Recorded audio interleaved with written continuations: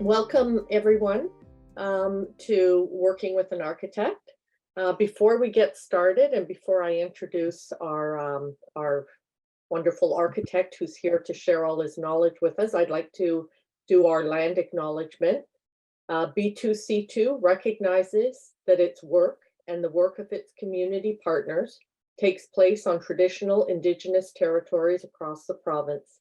We acknowledge that there are 46 treaties and other agreements, including unceded land, that covers the territory now called Ontario.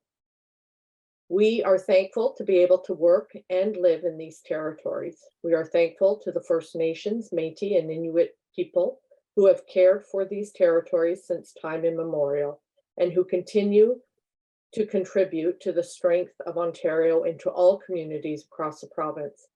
B2C2 is honored to collaborate with Indigenous childcare providers, families, and communities throughout the various territories. B2C2 also respects the calls for action of the Truth and Reconciliation Commission and their significance to early childhood education and policy. We share respect for the rights of and Canada's obligation to Indigenous people. Thank you.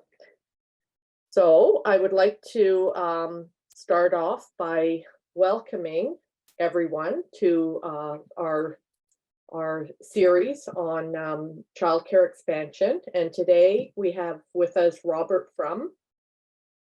And Robert has had a 40-year career in the field of architecture. He has taken particular interest in the design of childcare centers, including various projects in the City of Ottawa, Ottawa School Boards, and Andrew Fleck Children's Services. Robert has served on numerous not-for-profit boards during his career, and he currently sits on the advisory and board of B2C2. So welcome, Robert. My name is Lorraine McLeod. I have just come out of retirement from the City of Toronto to work with B2C2 in helping to fulfill their mission of expanding and preserving accessible, affordable, high-quality, nonprofit, and public early learning and childcare in Ontario. So this is an exciting time for change, and our group of dedicated people are trying to help move that along. So before Robert gets started with sharing his knowledge with us about architecture and particularly around building childcare centers, I just would like to say that as you'll hear from Robert, this is he dedicates himself to a collaborative approach when going about doing a project. And so we would really like this presentation to be collaborative. So please feel free to turn on your video so Robert can see you. He was sharing that he much prefers to do things in person. So if you can share your faces with us, that would be great, so Robert can see you. And if you have questions, there's always the chat, but really our preference would be if you could put up your hand and I will try and monitor that. So ask questions throughout the presentation, and we do have the chat up, so I'll be monitoring that. So with all of that, I think we will get started. So Robert, over to you. Well, thanks, Lorraine. I'm really happy to be here this sunny Friday afternoon. It's just a lovely day outside, and it's a lovely subject to be discussing: how to work with an architect to design a childcare center. And it's childcare centers are small buildings, but they're not insignificant. In fact, they're extremely important. So I want to put one thing right up at the front. Architects are approachable. They're sometimes mischaracterized as dreamers, who build funny shaped buildings and out of touch with reality. But that's very far from the truth, in my experience. It's very there's a framework which architects work within that helps them decide whether they are producing a good design. So I'm going to go to the first slide here. And just to give you an idea of how I think about architecture, I'm using a reference here that's 2,000 years old. A Roman architect wrote the first known book on the theory of architecture, and his name was Vitruvius. And he gave a formula for deciding whether a design is appropriate, is balanced. And it's called the Vitruvian triad. It's got three particular criteria for judging whether whether a design is appropriate. And utilitas is the first one. Is the building suitable for its purpose? Does it function well? Does it work? That's very important. Firmitas is the building well built? Is it solid and is it durable? And the one I really like is venustas, which is the building aesthetically appropriate for its cultural context? Is it beautiful in its own way? Is it pleasing? And most importantly, does it inspire delight? So those are three quite different criteria, and you have to have balance between all of those three. And so that's particularly important in a childcare center.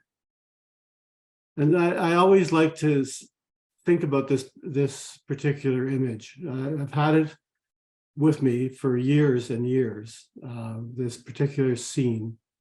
And we can apply those three criteria to this scene. Utilitas, is it useful? Well, the sheep seem to think it is. They're finding that the shade, the shelter of the tree provides shade, and they choose to gather under the tree. So it's working quite well. Firmitas, well, that tree is about 250 years old. It's an oak tree, and it took a long time to grow, and it is permanent. And venustas, well, I think this scene is sublime in its beauty, its simplicity, and it works really well. And so architecture can be seen as placemaking, and making places that are important and meaningful. That's something that can transfer into design. In fact, this is a design. The farmer, when he was clearing that field, left the tree, and it's very useful to the sheep. So this goes for all architecture, but I love this image. So for childcare centers, what is childhood about? And it's about play. And it's a wonderful time of life. Early learning is about creating an environment with endless opportunities for purposeful play, imagination, and even empowerment. And this is a mural on the ceiling of the first childcare center I designed, and it really depicts children at play and with all these opportunities to ride a horse, to ride on the back of a pig or a fish, to float in the sky. And it was done by the late Mark Marsters, a very good artist in Ottawa. And there it is, 30 years ago, first childcare center that I designed, and there's the ceiling. And the children are encouraged to come in and lie down and stare at the ceiling. That's the entrance hall into the childcare center. Robert, I had an opportunity to look at these slides before, and I love that ceiling. And I don't know if you're going to get into this as you go along, but whose idea was that ceiling? Was it you as the architect, or was it the owners of the property, or like the operators? Well, it was a collaborative process. First of all, the City of Ottawa and all its projects has an art budget. And so we got a professional artist at our disposal. We interviewed about 20 artists, and some of them had some way out ideas, but Mark Masters, really sold us on his approach. we had a high ceiling. This is a renovation of an existing building. We had a very high ceiling in that location. And so we realized we could make a pyramid above head height. So that was possible. And we collaborated with the artist to shape the ceiling the way he wanted it. And then we had aluminum panels fabricated for him to use. He painted them, in his studio, and they came, and the contractor installed them, and they fit. That was really, we were really hoping they would, so there was a lot of collaboration, and of course the staff at the childcare were part of the process of instructing the artist as to, he did little studies, and they chose which kinds of images they wanted to see on the ceiling. And we said at the time that artwork is probably more valuable at some point than the actual building itself. And it's proven to be so, because this is 30 years ago. This building has been demolished since then. But we put the art on aluminum panels, and now they're in the art bank at the City of Ottawa, and they'll be reinstalled somewhere else. I'm hoping to see a day when maybe I'm involved in another project where we can reinstall this art. So, yeah. Oh, and going back, going back, this is a very small space, but we tried to make it feel as large as possible. So when the parents entered with their children, this is the hallway. We made a central space with all the rooms off it. There are no hallways in the project. So that's a theme. So, and this is an exciting time for anybody who's involved in childcare. There's a promise, the Quelk promise, affordable, quality, accessible early learning.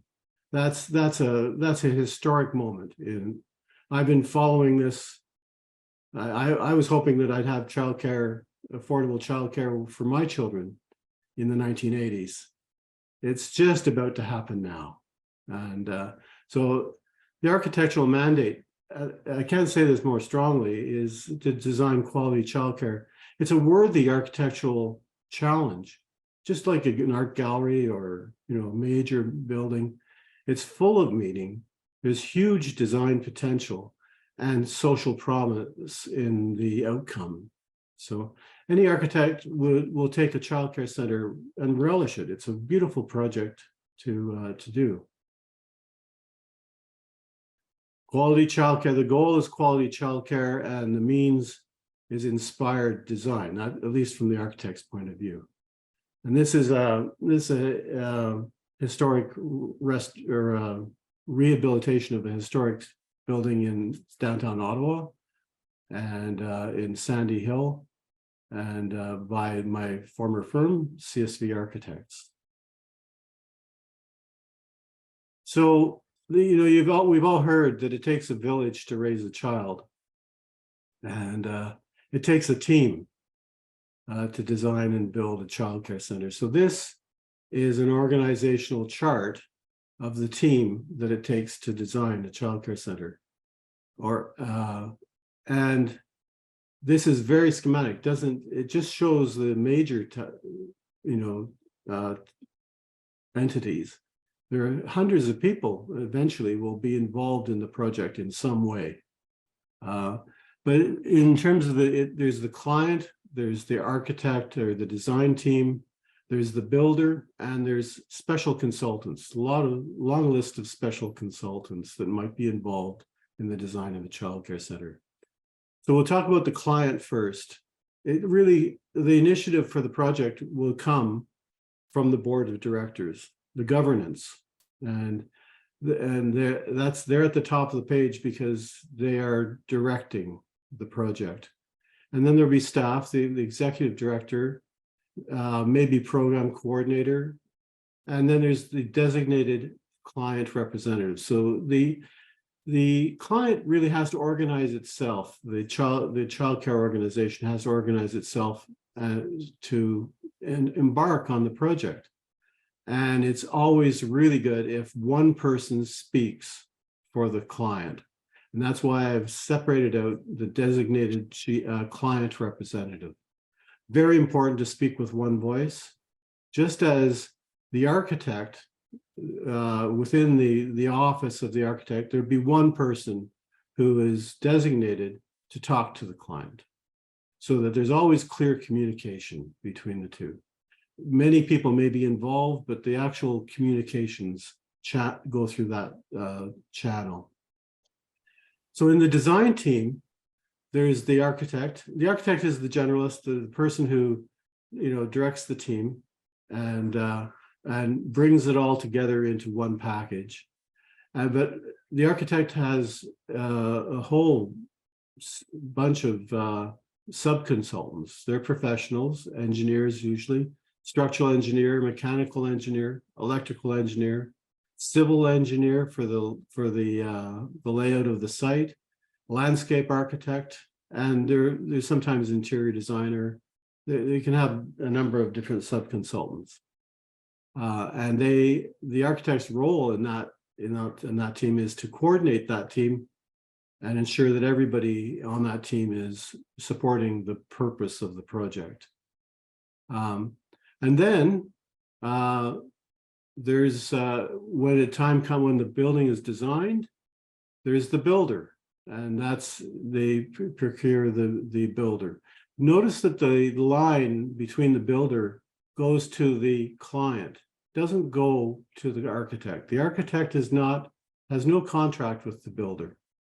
The owner has contract with the builder. The architect advises the client, the childcare organization, in their contract with the builder. It's very important.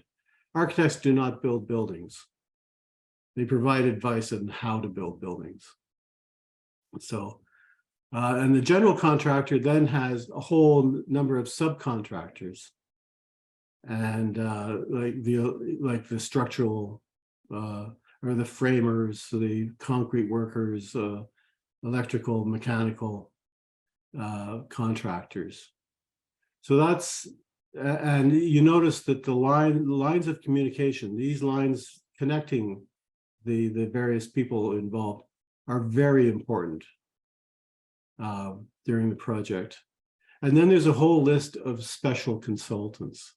And depending on the project, you may need many of these consultants. So project manager, a lawyer, a real estate agent to locate the site, land surveyor to survey the land, the planners, environmental consultants, cost consultants, geotechnical. Like if you have a new site, you can see the surface, but you have no idea what's underneath. So how deep is the bedrock? Where is it? Can you, it's very important to know that. So you do geotechnical investigations. And during construction, you do material testing to make sure that the materials, the concrete is strong enough, for instance, that kind of thing. And those special consultants are hired directly by the client. The architect will help get the consultants, but they're by the client. Okay. It looks overwhelming.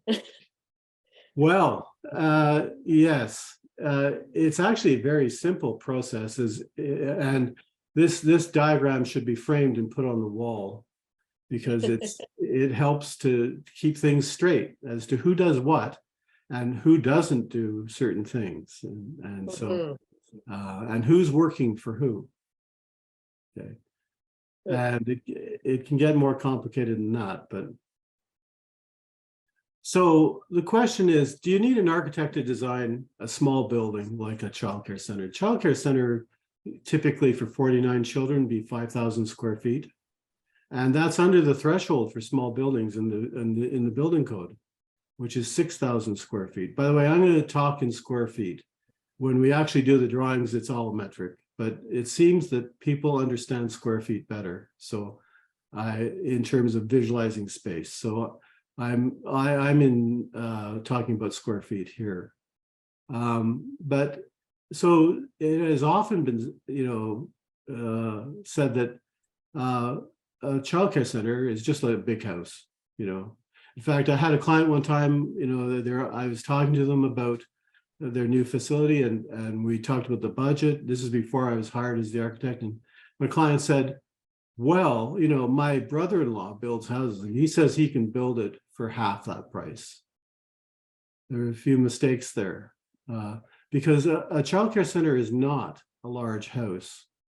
A childcare center is an assembly occupancy under the Ontario Building Code, and it's a small school, if anything, under the building code. And the standard of care for life safety is completely different. So even though it seems like a small building, it's actually designed to the same standard as a school. And so you need a professional to take responsibility for the code compliance on the building. That can be an architect or an engineer. But usually the architects are more qualified to design childcare centers than engineers. The engineers are involved, but the design professional who's best suited for directing the design of a childcare center is an architect, required. Whoops. Whoa. Here we go. So how do you hire an architect? And I'm going to make a strong case for this process. You can write an architect, you can make price the most important thing, and you'll get just exactly what you paid for. So it's usually better to hire anybody for their competence and for the quality of their work. And you have to assess that. And I suggest very strongly that you use a two-part process, which is focused on quality-based selection. So the first document you'd issue is expression of expression of interest. And that's an invitation to architects to submit their credentials, tell what their experience is, and to maybe you conduct interviews, get to know them a little bit, and then send in an abbreviated response as an expression of interest. And the client would then take that, and out of all the submissions, select 3 or maybe 5, up to 5 architects to proceed to the next stage of selection. Notice we haven't talked about price yet. There's no talk about fees in this stage. You're just talking about quality. And every one of those people that you invite to go on to the next stage, you would say they would be fine. You could work with them on the job. So now you've decided that you can work with them. Now the question is, how much are they going to charge for their services? And that would be in the request for proposal. If you remember that diagram with all the sub-consultants, that's when you get them involved to provide their fee proposals, because it takes a lot of work to respond to these proposal calls. And you want to have as an architect, you want to have a pretty sure chance to be not competing against a wide range of capabilities. So then after the request for proposal, you weigh the fee against the qualifications and choose your architect. So you always have quality based as the major criteria, because by the way, the fee of the architect is a very small percentage of the total project. So don't scrimp on that necessarily.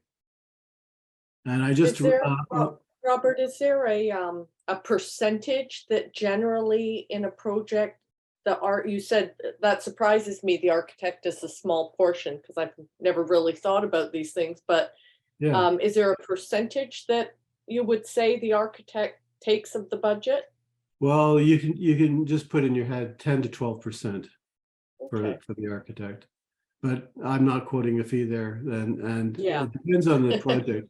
If it's a complex renovation, it might be higher, and if it's a brand new building on a fresh site with really clear instructions, it might be a little bit, a tiny little bit lower. But keep in your mind 10 to 12% of the cost of construction. By the way, the cost of construction is only 5% of the operation costs of the over the lifetime of the building.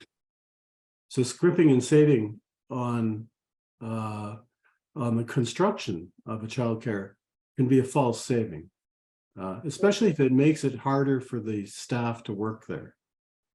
Because really the main thing, the main expense of childcare is the staff. And you really want to think about making their job easy by designing the right facility. So, and I just, in the sidebar here, in the sidebar, I put a statement by John Ruskin, and it's unwise to pay too much, but it's worse to pay too little. When you pay too much, you lose a little money, and that's all. When you pay too little, you sometimes lose everything, because the thing you bought was incapable of doing the thing it was bought to do. The common law of business balance prohibits paying a little and getting a lot. It can't be done. If you deal with the lowest bidder, it is well to add something for the risk you run. And if you do that, you have enough money to pay for something better. And so spend your money wisely. And John Ruskin was an architectural philosopher in the 19th century, but he's widely known for his thoughts. So you've selected your architect and you're going to enter into a contract. Now, I highly recommend that you use one of the standard contracts, either the Ontario Association of Architects or the RAIC, which is the Canadian Association of Architects. But these two contracts, they look daunting, they're very thick, but they're tightly integrated with the responsibilities of the architect during the construction process when dealing with contractors, and they also define the role of the architect very clearly. So I just highly recommend using the contract form, and it's just a matter of getting that from the OAA on their website. So is that something the operators the client would be responsible for, or does the architect could provide the contract form? So the client's not searching out for it. No, you can have access to it, and it's worth having, but sometimes clients will do their own contract and miss a lot of the important roles, and it just covers everything. Okay, so every project, no matter how big or how small, goes through the same project stages, and it's really important to understand where you are in this process, because you're dealing with different things. You're going from the general to the very specific through this process. The first stage is inception, and I guess I'll go to here. This is the inception stage. This is really the client is doing this, and this is where you identify the need in the community. You review the mission, the organization's mission statement, and the strategic plan, and if necessary, the board updates their strategic plan to include expansion, so that the board is fully aligned with the project. You investigate the funding sources. Under QUELC, you're looking for startup funds, construction costs, operating, and you ensure that once the building is built, that you have the operating costs covered. You might be seeking strategic partners, and there are a lot of strategic partners out there in the community. Developers building large projects may sweeten the deal for planning by including a childcare center in their new project. And that's huge when you're developing new communities to include childcare. So, you know, maybe you might work with the developer to secure a location. And you the board has to allocate the money to even start the process of expansion, building a new facility.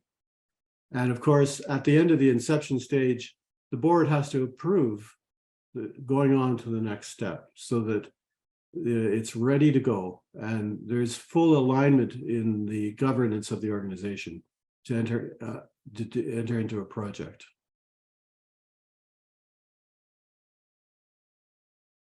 Now, the pre-design, this is still the client. This is the organization, but the architect might be useful at this time. So, you're going to gather all the information and you're going to write it down, the design brief. So you're going to have a project mission, like provide childcare in a certain area of the city you're going to have pedagogical objectives.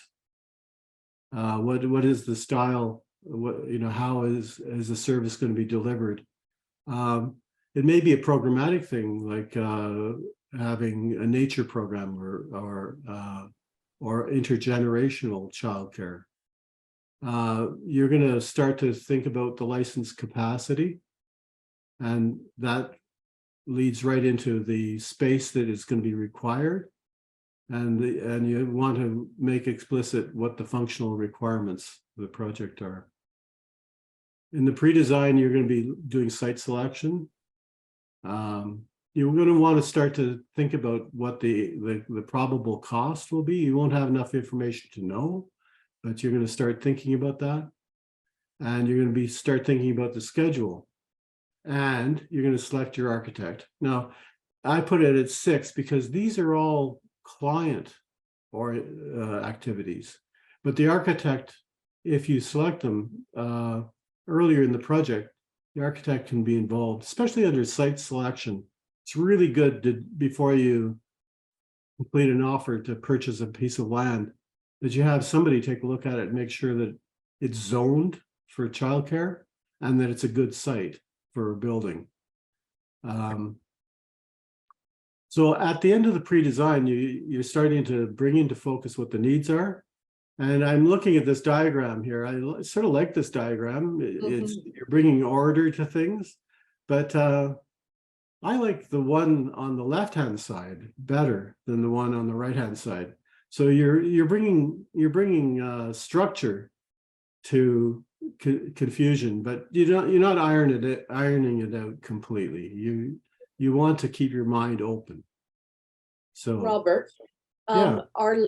we did a workshop a couple of weeks ago, and we talked about location, and one of the messages out of that was to have a recommendation to bring on a real estate person. Now, would you recommend, you do, as you said, you have it at the 6th step, would you recommend that the architect be brought on before? Yes. I think you said yes. Okay. Yes, absolutely. In fact, I've had the experience of a client coming to me with a site already purchased. And then you look into it and you say, well, it's not big enough for this, it needs a minor variance for the, and it turns out that the property is not suitable for the childcare. So yes, part of the due diligence, the reason I put selecting the architect is that the pre-design stage is the client's responsibility, but the architect, as additional services from their standard services, can work usually on an hourly basis at this stage, because maybe you look at 5 or 6 different sites and during the process, and the architect would charge an hourly rate to vet the sites. But you don't know, you haven't really established the project quite yet. So it's okay, thank you. Yeah. But at the end of this process, the design brief, by the way, is actually one of the most creative stages of the project, where the childcare organization has the best opportunity to make sure that you are building the right building for and making it explicit. It's just as expensive to build the wrong building. So it's really important to be really clear about what you need and what the values are of the project and the client. So during pre-design, you start gathering all kinds of information. And here I'm going to make a plug for a book that when I found it, I read it many times, and it really talks about the design process. It's by Anita Rui Olds. It's the Childcare Design Guide. And the example in this book, she goes through a case study of a childcare, and it's in just west of Toronto. It's the Husky Manufacturing. And it's a workplace childcare, and called Copper House, and it features highly in the book. But it's about more than 200 pages long, and it has a lot of really good information about the process of designing quality childcare. And then you're going to be looking at all the design guidelines. The top one is the important one. It's the Ontario Planning and Design Guidelines for licensed childcare centers. And Toronto, the City of Toronto, has a very good design guideline. And then you can look around the world and look at design guidelines from other countries like Australia. There's one for Richmond, BC, one for Vancouver. And you can find design guidelines for English, for England. And it's really interesting to compare when you're looking at what is being done in the world. We had a question before we move on to this exciting one.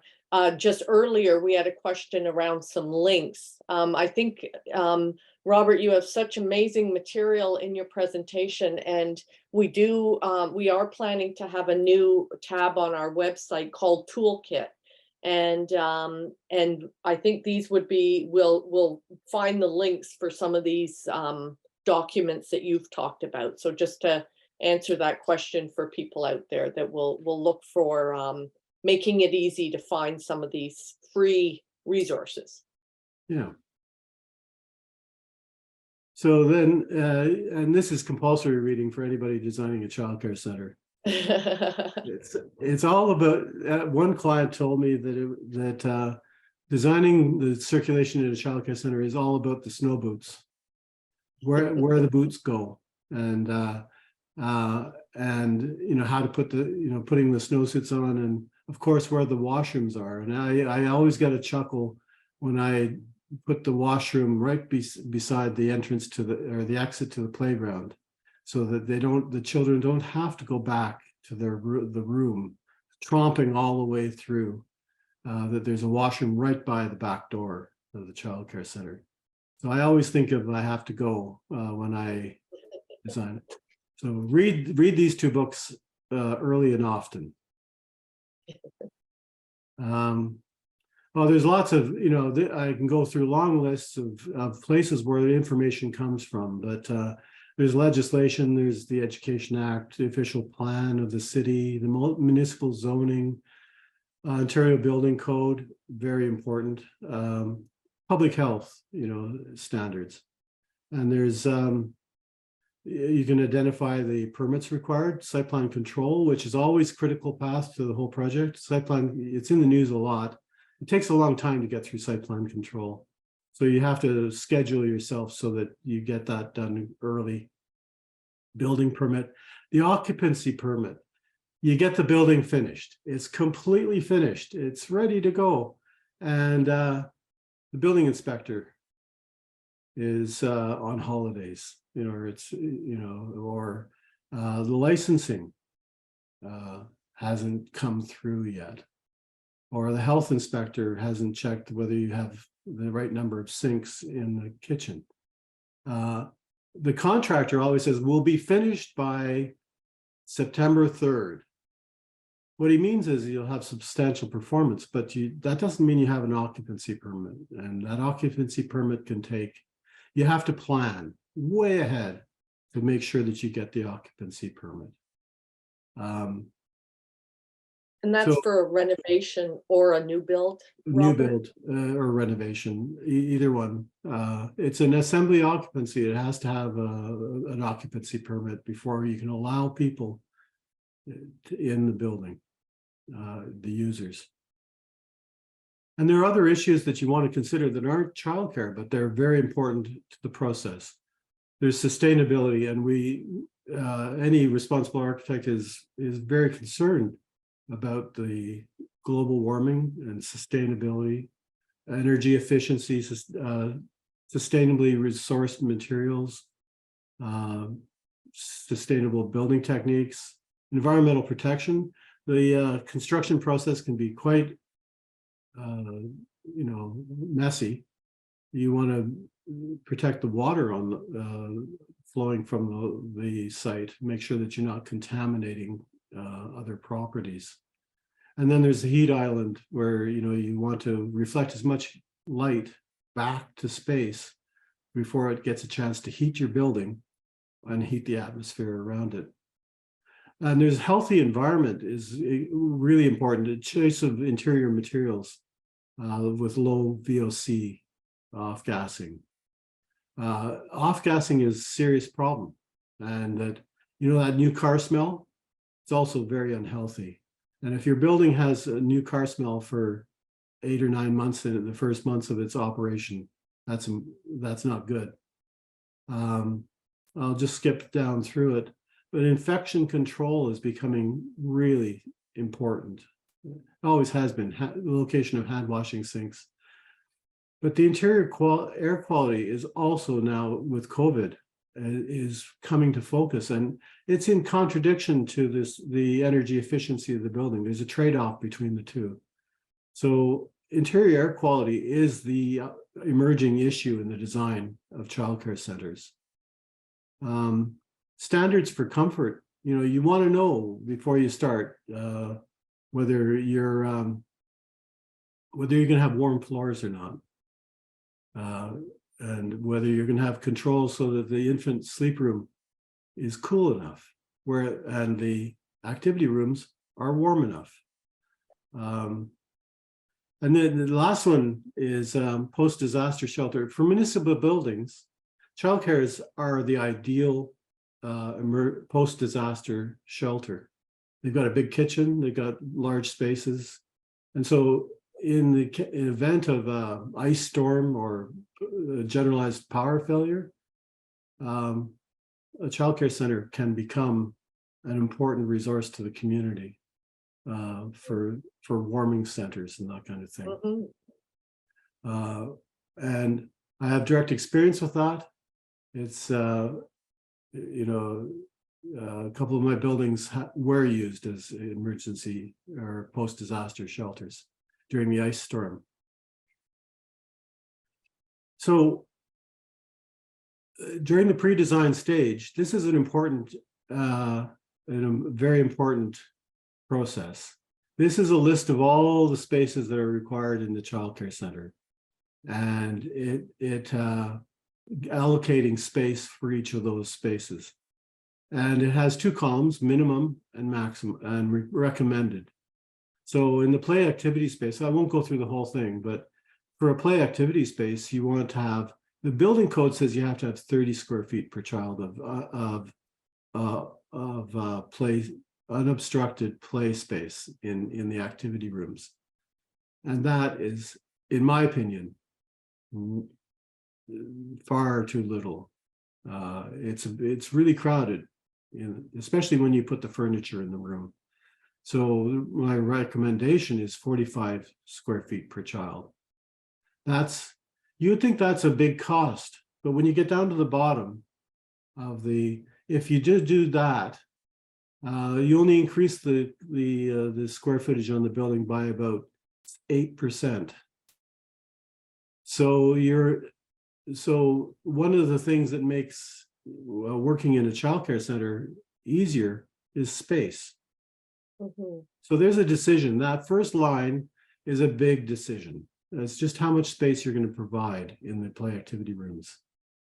And when you get down to the bottom, you have the area per child in the space. And if you just go to the bare minimum, you have 75 square feet per child. And if you choose the all the the recommended, you have 134 square feet per child.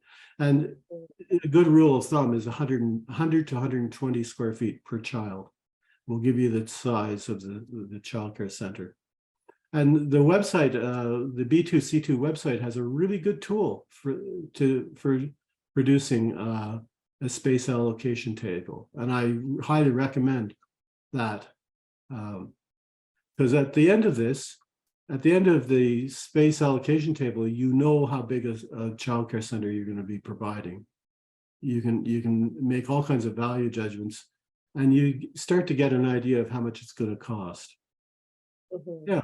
Lorraine, do you have a I question? love that you've put recommended and not just the minimum, because yeah, from my experience, I agree. Space is an important feature in a childcare, and sometimes the minimum requirements kind of aren't enough. Yeah. I've always in that first childcare center, the client representative said to me, we're 45 square feet per child is just, don't even think about, the minimum. It's too small. So, Mhm. Mhm. okay. So now it's time to start designing. And so you review the design brief. Remember that design brief, as a lot of effort's been put into it. The architect has been helping with the design brief, but now you get into the beginning of what is this building going to be like. And so the first thing the architect, under his standard services, comes in and reviews the design brief and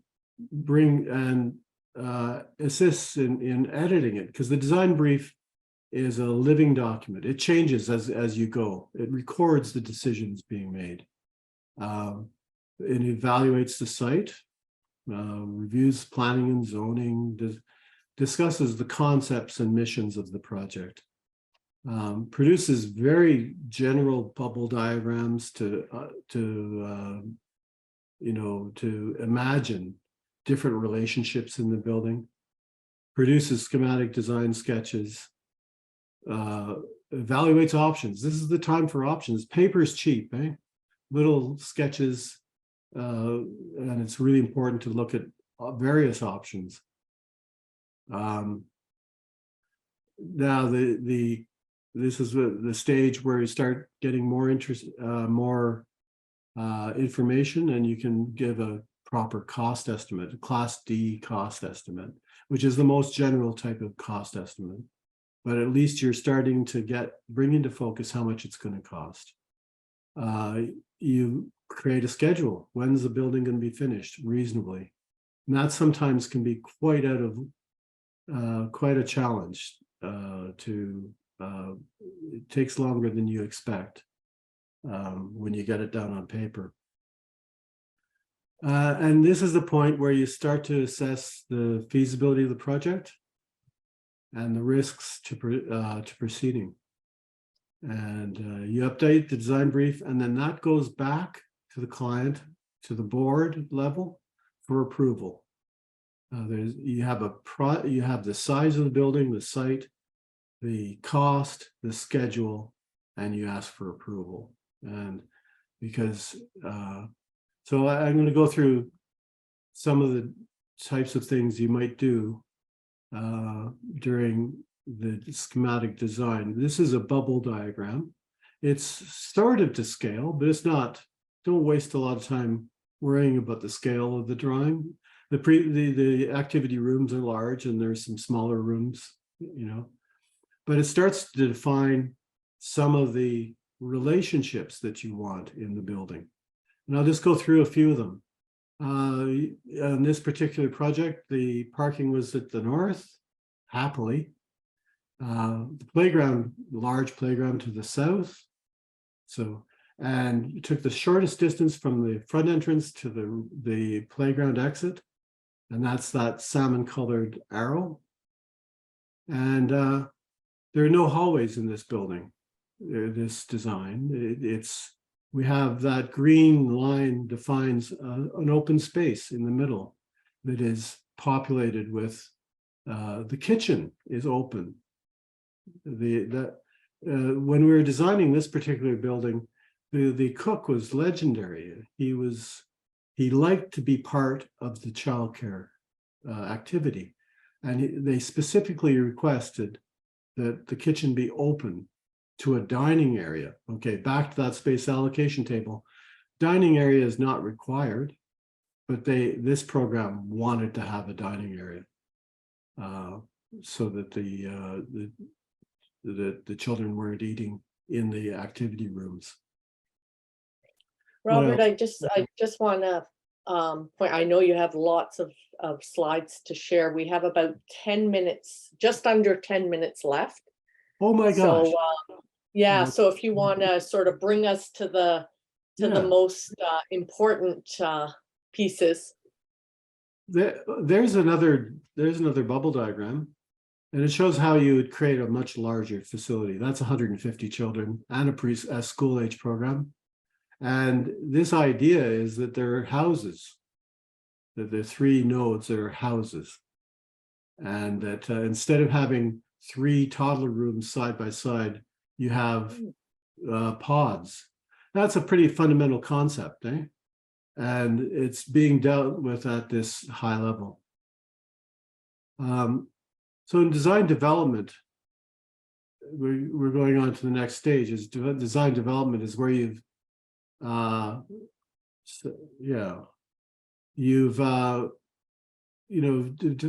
chosen a concept, and now you're doing detailed design. What is the building actually going to look like? Sketches get more precise, and this is the site plan, gives a pretty good idea of where the playgrounds are and the parking. And at this stage, you start to really look at what the building is going to look like, how it's going to function as a piece of architecture. In this case, we chose to do the simplest possible shape of building, but to bring some light down into the middle of the plan and to make it look like a schoolhouse. Like it's in a suburban area, so it was meant to look like a schoolhouse. This is the decision point. This is the time you've got drawings, fairly detailed drawings of the building. You've got a cost estimate, and you've decided that this is the childcare center that you want to build, and you make that decision. And this is the time when the board agrees to this, and you say to the architect, now do the technical drawings required to describe how it's built. So the most important decision that you make is this decision to proceed at this point, because after the design phase is complete, you don't want to change the design. You want to allow to specify the design. So in construction documentation, it's a very detailed set of drawings. You get increasingly more accurate cost estimates, and you get it ready to go out to tender with the contractor. You pre-select 3 to 5 bidders for the contract. And that's, again, the same process. It's just 2-stage process, quality-based. And the architect reviews the bids when they come in. Okay, and I'm just going to skip by that. And these are the types of drawings that are done in the contract documentation stage. During construction, after you've selected your contractor, the architect is involved in periodic review of the work to make sure that you're getting what you've actually asked for, that the quality is right, manages the contract with the architect is not party to the construction contract, is advising the client in their contract with the builder.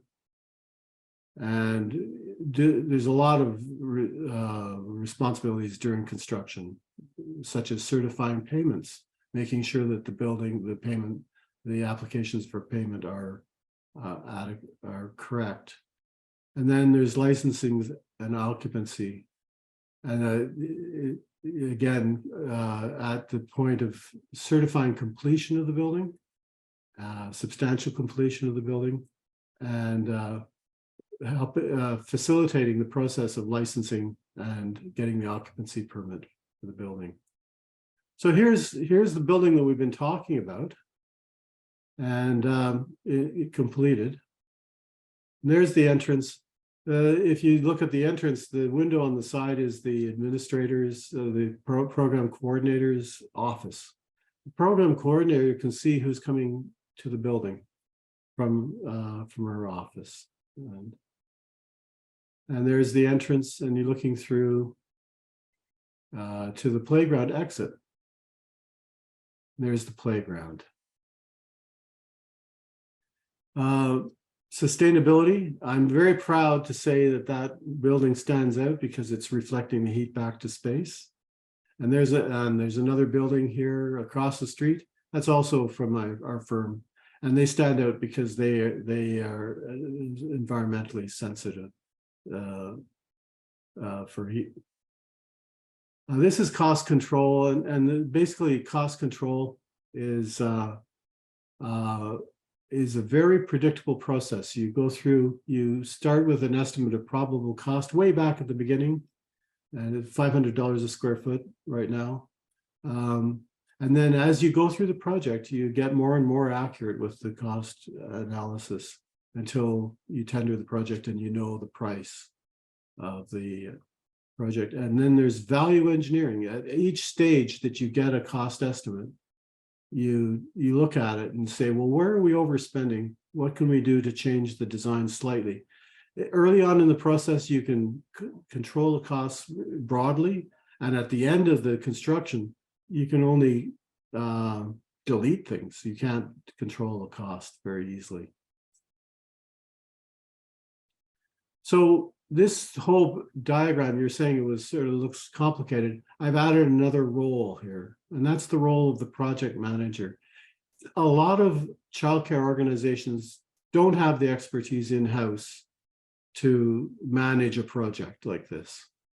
So sometimes they hire a project manager, and that the project manager works in the client, for the client, part of the client team, but also interfaces to all the different players in the project.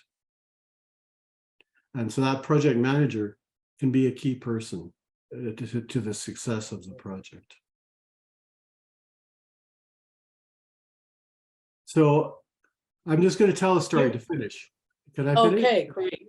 Yeah. This is here on Childcare Center in Ottawa, and I was there. This is a view more or less from the kitchen to the back to the playground exit. And the kitchen's open, and I was talking to the cook about deficiencies, like making a list of deficiencies. This is just after it opened. And who did we see coming through the back door but a little girl? This is a stock photograph, but a girl comes from the playground, and she's very proud of herself. She's got a bunch of beets in her hand. And she marches through the dining area to that counter across there, and the cook was standing there, and she lifted the beets up onto the counter, and he said, "Thank you very much." He called her by name because he knew her, because every day he had contact with the children, And he says, we're going to have those for lunch. So I went off and did my work. I developed a list of warranty items. And about an hour later, I came back. And let's just see. This is sort of what I saw. I saw the children eating their lunch. They all had plates in front of them with servings of red beets. And the neat thing was they're all eating their food, their lunch, happily. And I thought, there is, let's see if I got, yeah, there we go. This was the concept 2 years earlier. And I, as an architect, I was profoundly moved by the fact that what we thought about at that time created the backdrop for that little girl to bring the beets in and for the kids to have beets for lunch. They're going to go home and say, well, I want beets for lunch. So that brings us back to the end. And we started out with the sheep in the field, and architecture is about placemaking. And here's the finished childcare center. And there's a shady spot and some benches for circle time. And I think there's a sublime correspondence between the two. Beautiful. I see that Sue has her hand up. So Sue. Oh, mute. You're not mute. You're muted. Thank you so much, Robert. That was really beautiful. And a lot of those designs are quite inspiring, I think. I mean, somehow, I think you're going to have to come back and do another one, and we can go through it all again when maybe we've got a bit further along in the process or something, because there's obviously so much to know and learn about this whole process. I actually thought that when you said you'd gone off to look at your deficiencies and the little girl was bringing in the beets, I thought you were going to say the counter was too high. You're right. I think, thank you very much. I think there should have been a lower counter somewhere. But anyway, I want to take us back to choosing the architect, because one of the key concerns that I have heard expressed is that we're not in Ottawa and we're not in Toronto. We're in Haliburton, let's say. And in Haliburton, the local CMSM and the local councillors all want you to use the local architect. And I wonder how, how people who are trying to choose an architect and trying to get these beautiful designs, how they deal with those pressures, if you like, or tensions between somebody who is in Haliburton, has never done a childcare centre, and wanting to have the ideal architect. Yeah. So I think it's really helpful if the architect has done many childcare centers before and has an interest in childcare, but that's not always possible. And the first childcare center I showed a picture of that ceiling, the first childcare center I did, I had never done a childcare center before. I was very lucky that the client was a really well-informed client, and her name is Jane Joy here in Ottawa, and she showed me the ropes of and was very generous with her time to. So I think the expertise, architect is trained to listen and to respond to the client requirements, and that involves, can involve a lot of education of the architect to get him or her up to speed on the subject. But it doesn't necessarily in remote communities. I support the idea of hiring local architects to do the job, because I think to spread the experience of designing childcare is very important. On the other hand, if an architect has done many childcares and is really committed to the understanding of the program, they're all different. then that's a real bonus. So it's hard to say. They're small buildings. Fees are relatively low, so it's hard to bring somebody out from from the city to service the project properly. Yeah. Before we're just past 3 o'clock. Before, I have one last question for you, Robert, but before I do that, I just want to give an opportunity for anyone in the audience, if they have a quick question, put your hand up. Maybe while we're waiting for that, I could ask my question, which is, you showed us the first project you did. So yeah, all the architects have to start somewhere, I guess, in experiencing childcare. Is there one thing that has changed from 30 or 40 years ago to today in terms of design for childcare? Well, many things have changed, and many things have stayed very the same. But the one that first childcare, we discussed the kitchen, and the opinion was expressed that we didn't want to smell food being cooked when you walk in the front door. And so we put the kitchen down at the end of a long service hallway, next to the service entrance and the garbage containers outside. And the cook was totally isolated and didn't have any contact with the activity of the childcare. Second childcare I did the exact opposite and brought the cook right to the center of the childcare. It's really important for them to be aware of the activity of the childcare, and for the children to see the food being prepared and to understand the process of and the importance of healthy food. So that's one clear example of how that model has changed, at least in my understanding. Yeah, interesting. But there Well, are again, many. I could go on for a long time about. I know you could. It's About great. This has been the design of a toddler washroom. That would be one that would be. I could speak on that for a long time.